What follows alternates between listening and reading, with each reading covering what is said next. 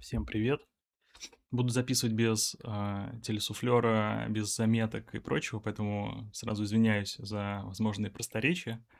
У нас с 5 марта, когда был записан последний подобный обзорный ролик, обзорно-новостной, прошло уже 2 месяца, накопилось очень много новостей.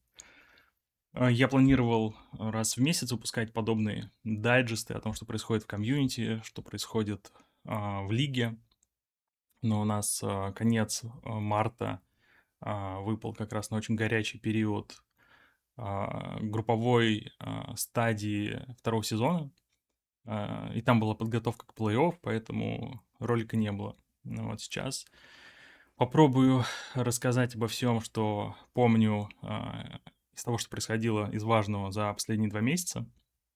Новостей на самом деле очень много всего интересного. Наверное, начну с того, что мы завершили групповую стадию, в первую очередь, а, сезона номер 2 по Duel Masters лиге. Очень активные, самые активные группы игроков это был Diamond. Очень много сыграно игр. А, Были игроки, которые получили техпоры, но их меньшинство. В голде была очень большая активность, в бронзе была активность поменьше, на удивление, но тем не менее в мастере тоже была большая активность. То есть вот если посмотреть там, например, Gold Лигу, то есть тоже очень много матчей было сыграно, но здесь, конечно, техпоров побольше, чем там в том же Даймонде. Какая ситуация с игроками?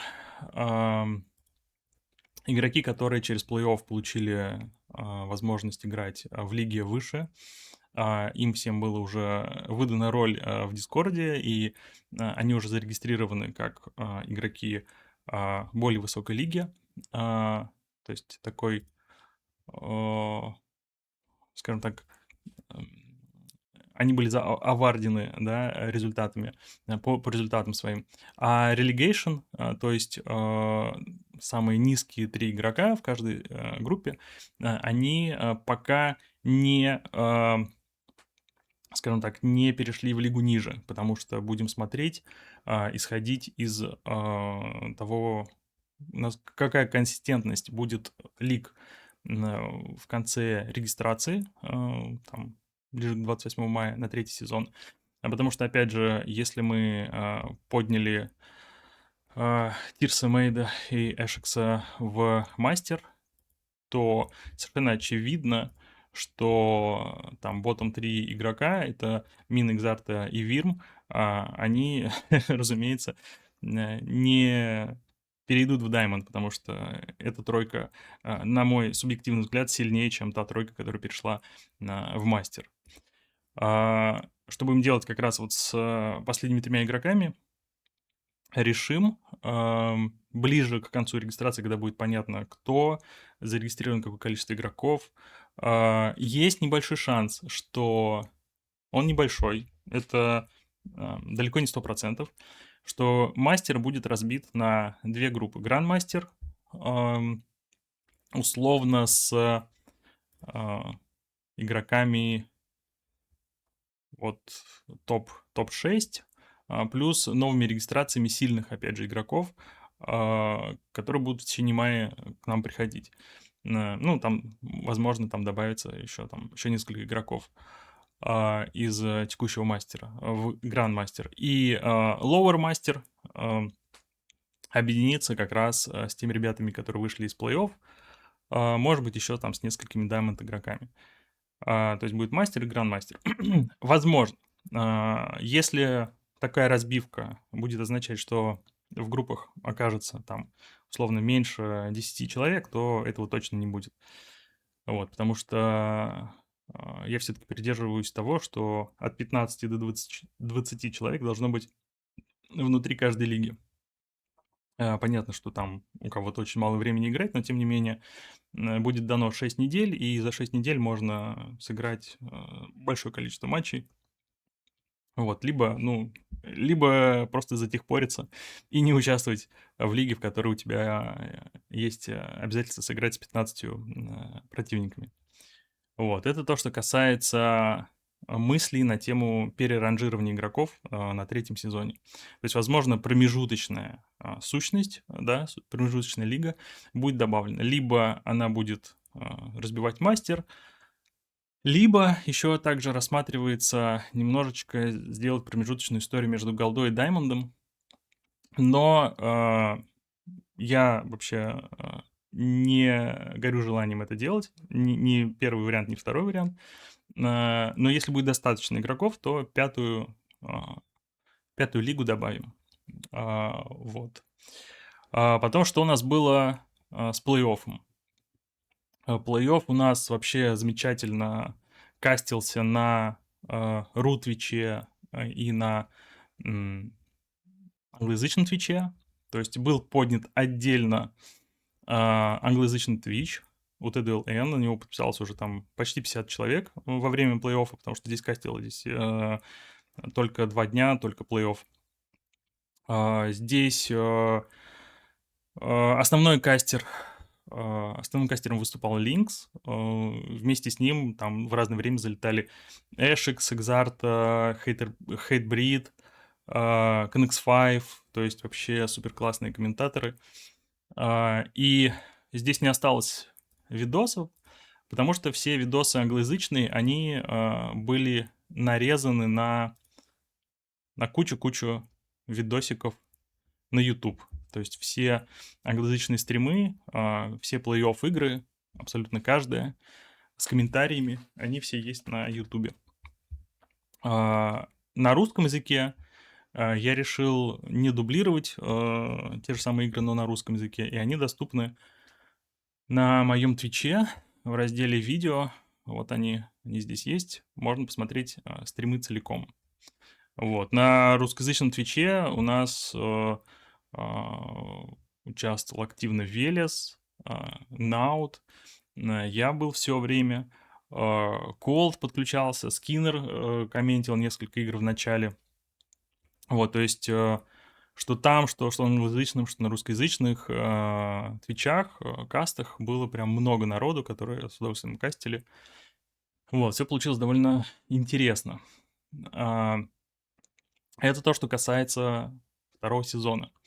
Кстати, на сайте появился раздел Hall of Fame, и здесь можно видеть всех победителей с 1 по 7, 8 место. Первый сезон, второй сезон, и так дальше будет слева направо добавляться новые сезоны здесь. То есть здесь можно видеть победителей. Это то, что касается второго сезона. То, что касается вообще еще каких-то активностей, что у нас было? У нас был записан подкаст, который вышел 2 апреля. Сейчас я его найду, вот он. Исходя из того, Вот какое он. место они на очередном массовсе заняли. Выглядит То есть примерно вот так вот. Мы там вместе с Колдом, вместе с Наутом что-то обсуждаем. Что-то активно... Где там кадр, где мы То есть мы втроем. не будем В общем, он там есть. связаны Где-то он там есть, вот он. Рекомендую посмотреть, кто не смотрел. Но, наверное, тот, кто смотрит этот видос, 100% смотрел и подкаст в том числе. Вот. Довольно интересно пообщались. Вот 20 комментариев, то есть народу понравилось, вот 30 лайков практически. Очень круто. Будут ли еще подкасты? Я такие вопросы видел на стриме. И с кем могут быть подкасты? Посмотрим. Подкаст дело такое довольно затратное.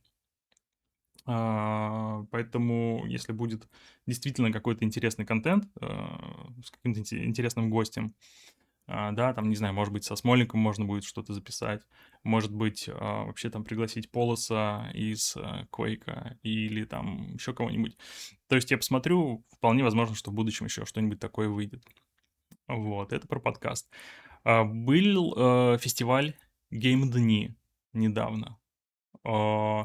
Я на этих гейм-днях рассказывал немножко про лигу, призывал людей русские игроки тоже. Вот, играть. У нас 80 человек сейчас играет в 4 дивизионах.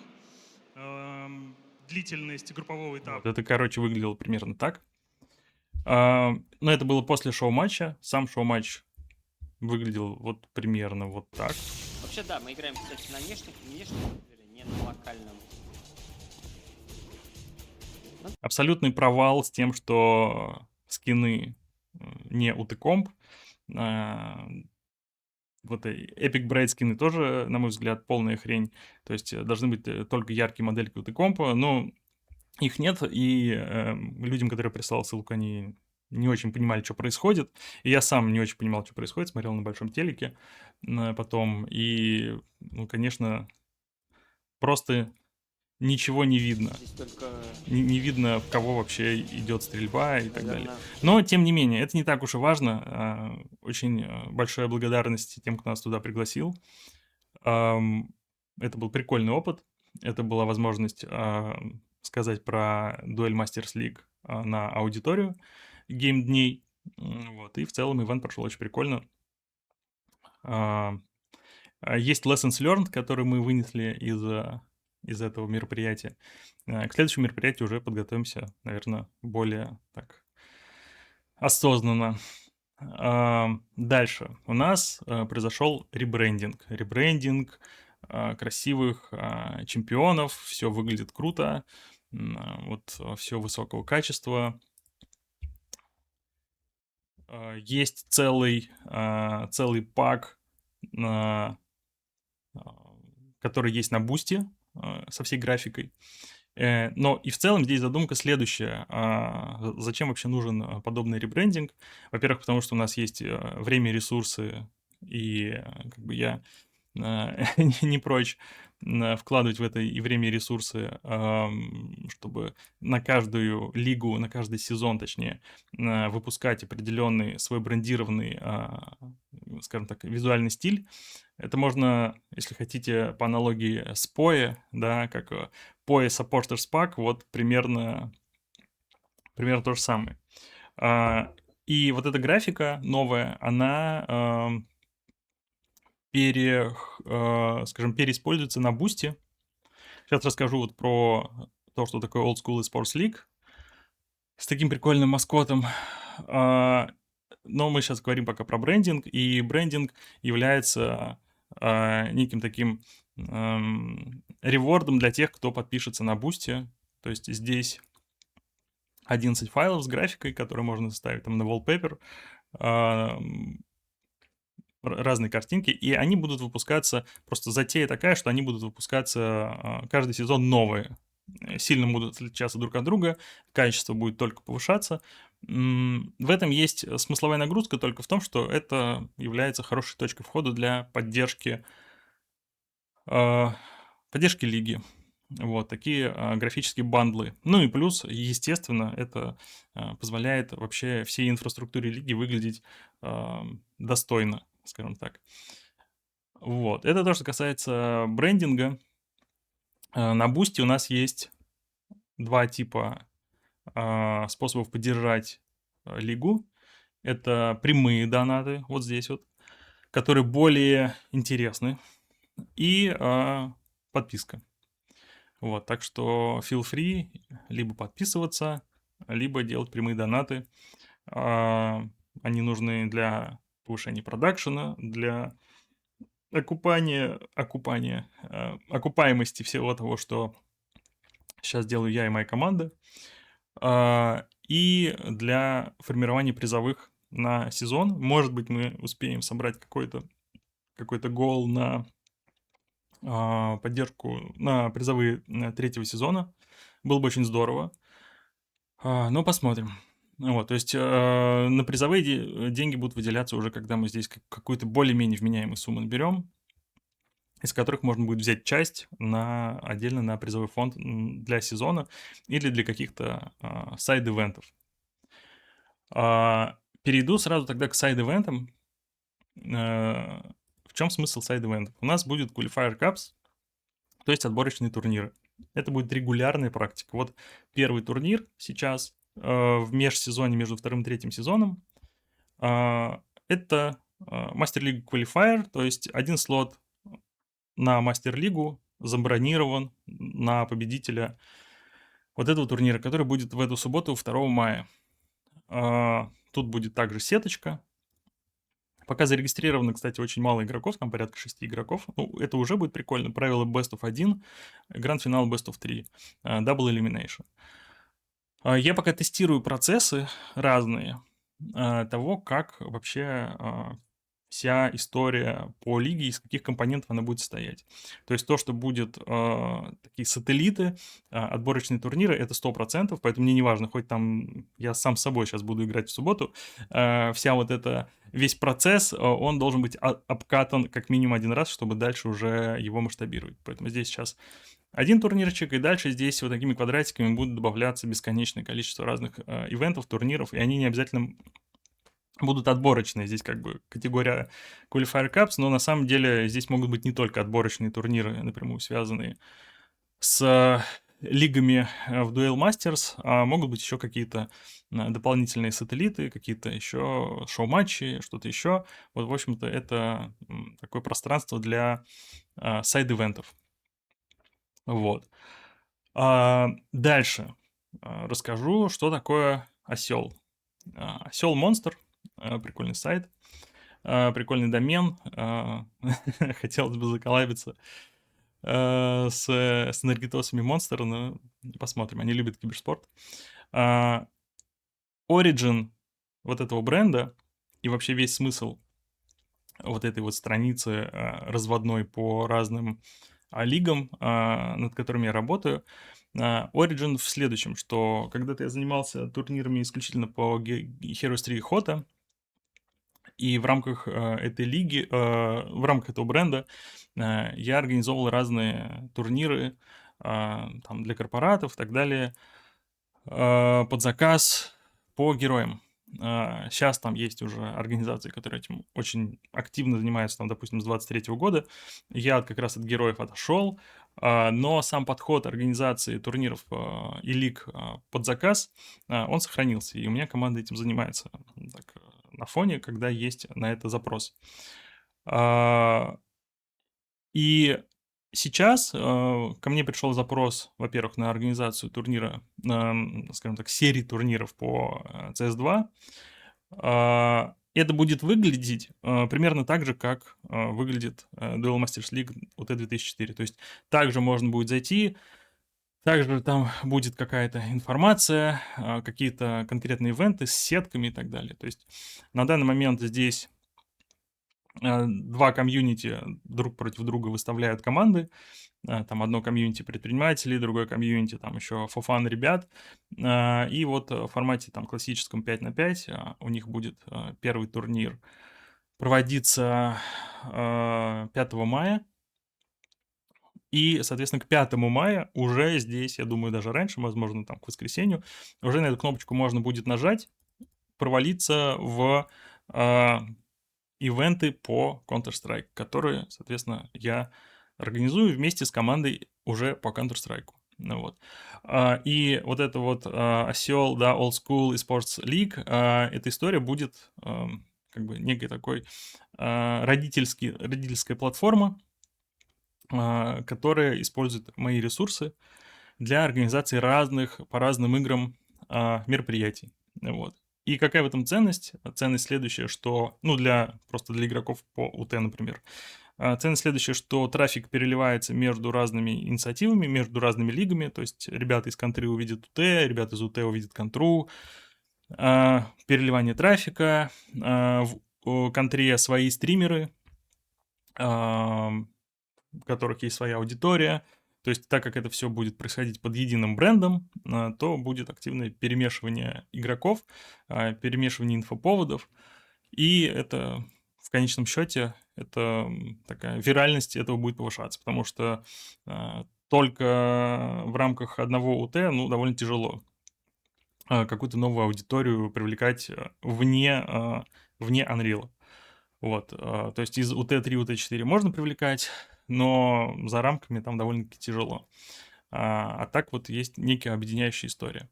Ну и плюс, конечно, для меня это хорошо, потому что ко мне приходят новые лиды на то, чтобы организовать им какие-то турниры уже под ключ на коммерческой основе по разным играм абсолютно, не обязательно УТ. CS2, это может быть Dota, Valorant, там что угодно. Вот, это зачем нужен вот этот осел Old School Sports League. Соответственно, если зайти на сайт, здесь вот у нас есть переход на общую платформу, и понятно, какой платформе вообще принадлежит вот эта лига и какая компания этим занимается. Дальше. Какие, я думаю, уже подзаканчиваем. Расскажу, какие у нас ожидаются изменения в третьем сезоне на данный момент.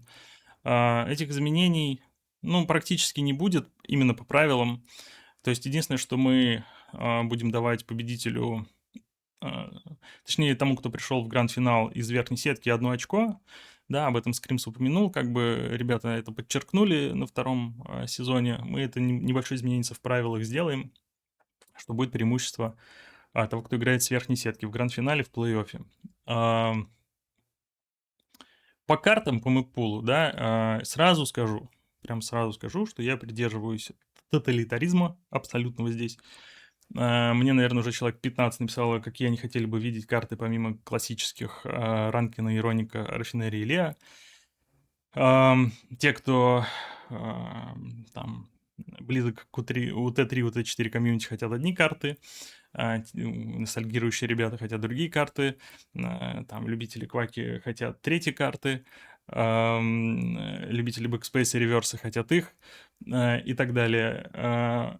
Абсолютно равносильные 5-10 мнений имеется у игроков. Игроки разбиты на маленькие группки, там мапмейкеры хотят видеть свои карты и так далее.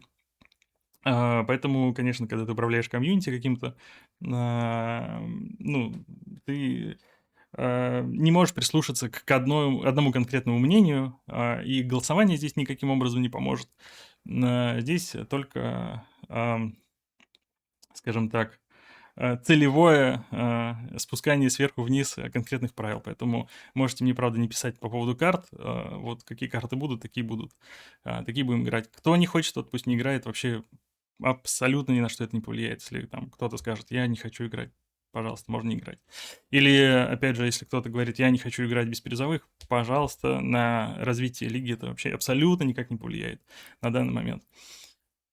Тем не менее, трек по призовым, он уже создан, он уже двигается, и смешение игроков между разными дисциплинами, оно позволит как бы увеличить охваты, вот, и в итоге, может быть, после того, как стартанет лига по контре там с 5 мая, ну, там не лига, там серия турниров, ребята увидят, что есть еще инициатива по УТ, тоже могут быть бейкерами, вполне возможно, там ребята активные, такие там 35-40 плюс, предприниматели, то есть все, в принципе, у них в порядке. Вот. Все примерно так, что я еще не успел сказать. В принципе, все сказал. Из мелкого, да, ну, из таких небольших, но, в принципе, важных новостей еще у нас появился SO.org помог, которому можно писать по части регистрации, по части каких-то еще моментов в Дискорде. И у нас еще есть, открылись серваки в Нью-Йорке, по-моему, 1 или 2 сервака. Недавно вот проводил тестовые матчи с человеком вообще с западного побережья, то есть он играл оттуда до Нью-Йорка.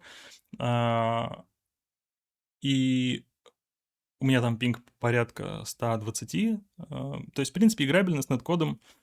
И, возможно, у нас сейчас будет ожидаться большой приток игроков оттуда, поэтому тоже круто, что мы можем теперь использовать в пуле серваков лиги серваки, которые размещены в Нью-Йорке.